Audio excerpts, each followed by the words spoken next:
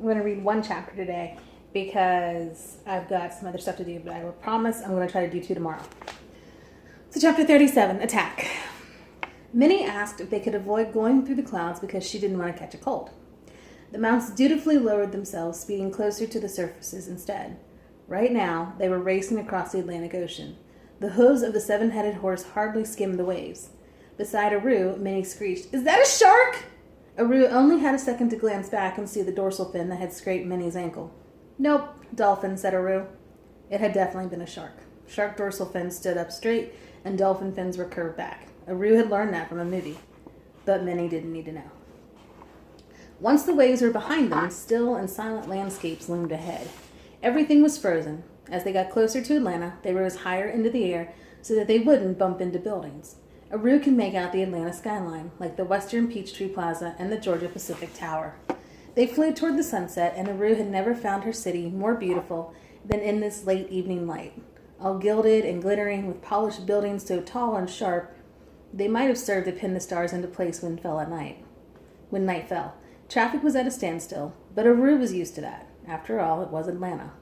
Before long, they were standing at the entrance of the museum. "Whoa," said Minnie, as she slid down from the back of the water buffalo. "This is where you live?" Aru felt a weird burst of pride. This was where she lived. Now that she thought about it, she didn't want the private island or the mansion so big you could get lost in it.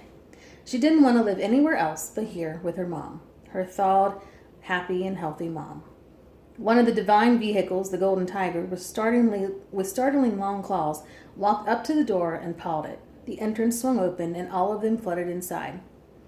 Aru's heart pinched when she saw the Hall of the Gods. She was fully expecting to find what she saw there, but that didn't make it any easier. Her mother hadn't moved from her frozen spot. Her hair still fanned around her face. Her eyes remained wide with panic. But even though she looked the same as before, Aru couldn't help but see her differently. She kept picturing the woman from the pool of the past, the woman who had given up so much just to keep Aru safe. Aru ran up to her and threw her arms around her waist. She refused to cry, but she may have sniffled a couple times. She thought of what her mom had said to the sleeper. "I'll find an answer. I'll examine every ancient site, read every treatise, and I will find a way to free both you and Aru. I promise." Every time her mom had left, it was because she loved her. "I love you too," Aru said. And then she pulled away, wiping her nose on her sleeve. "Do you want a tissue?" Never mind," said Minnie. The mounts stood around looking like a terrifying bunch. The lion bared its teeth. The tiger sharpened its claws on the stone elephant. "Rude." "We await your command, Pandava," said the horse. "Command?" Aru stuffed her hands into her pockets.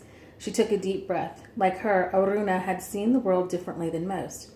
If there was one thing that had survived all those reincarnation cycles, it was the imagination they shared. And now it was time to use it.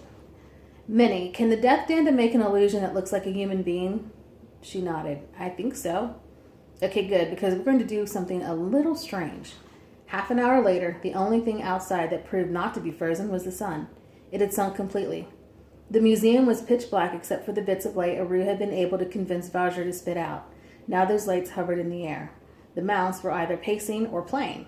The crocodile was posing next to the stone Makara, glancing at the statue and grinning as if to say, "Hey guys, look, it's me." And as it turned out, all cats, even celestial ones, were highly intrigued by boxes. The tiger kept sticking its head into one of the wooden crates before awkwardly trying to cram its whole body into the space. Whenever it saw Aru looking, it would stop and lick its front paw self-consciously. Aru was grateful to it. Earlier, the tiger had gently picked up her frozen mother in his mouth and placed her in her bedroom so she was out of harm's way. 2 mounts had gone into the Hall of the Gods solely to protect the frozen forms of Poppy, Ariel, and Burton. For the umpteenth time that evening, Aru glanced at her palm, watching the symbol fade. "It's time to summon him," said Aru. "Ready?" The mounts molded back into the shadows, disappearing completely, just as Aru had planned. Minnie gripped the danda. "Ready." Aru faced the closed museum doors and said loudly into the dark, "Sleeper! We, the daughters of Lord Indra and the Dharma Raja, summon you." For emphasis, Minnie hit the floor with the danda. A couple moments passed, then a full minute. Minnie's shoulders dropped. "How are we going to know when he's here? Is there going to be a sign or something? Like maybe the earth will split down the middle and he'll pop up?" "He's a demon, Minnie, not a mole." "Well, what if we're wrong and we're stuck here waiting all night? Then there's got to be a sign or something." The hall to the The door to the hall, which had been closed tightly, was flung open. It smacked into the wall. If this were a movie, there would have been a loud clap of thunder outside too. But it was real life, and real life doesn't always sound like it should. Aru thought the sleeper would be standing in the doorway, but it wasn't him. It was something far worse. A dozen or so demons with blood-spattered jaws peered through the entrance. The horns on top of their heads looked like they'd just been sharpened. They sniffed the air, licking their lips. The whole front wall of the hall fell down like a domino. "There's your sign," said Aru. She refused to let herself be scared, but her hand shook and her mouth felt suddenly dry.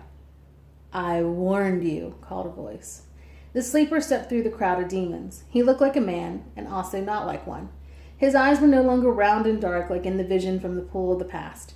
Instead, they were slitted and gem-bright, like a cat's eyes gone narrow with fury. When he smiled, small tusks curled out from his bottom lip. "Strange choice of location," sneered the sleeper. "Although perhaps predictable for a little girl who needs her mommy. If you thought coming back here would dissuade me, you were wrong." A small bird cage swung from his hands. The pigeon inside began to shout and hop.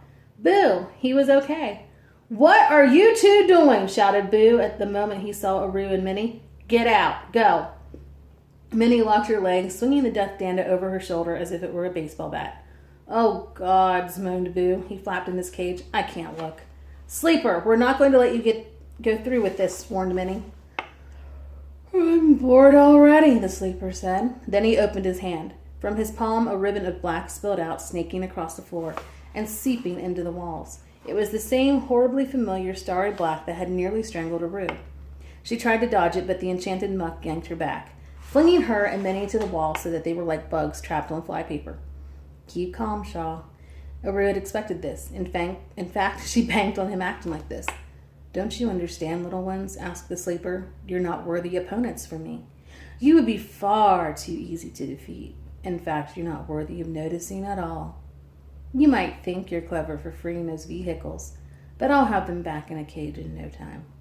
There it was, those words, little ones, not worthy. But Aru was beginning to think that maybe being overlooked or considered different wasn't always a bad thing. In social studies class, she had learned that it was a good thing for warriors to be left-handed. In ancient Rome, the gladiators who won the most were the ones who were left-handed. They had the element of surprise on their side because people only defended themselves from a right-handed attack.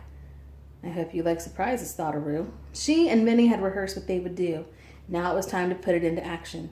Minnie held her gaze. Her face looked pale, but she was still smiling hopefully.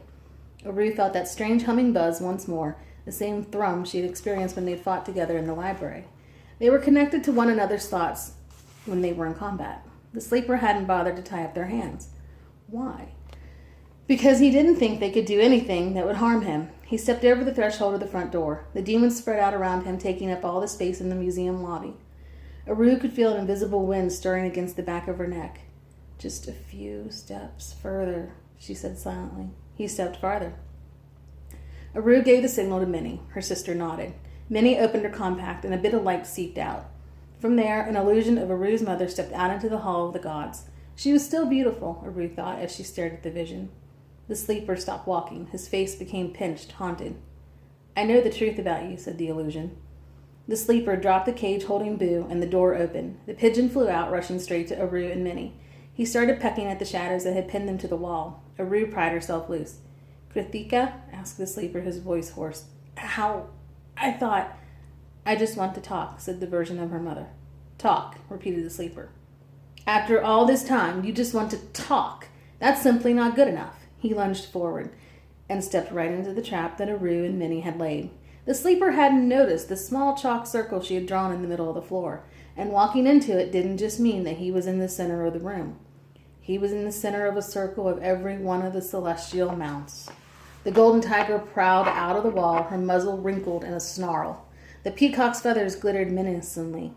The water buffalo began to paw the ground. The seven-headed horse turned to Aru.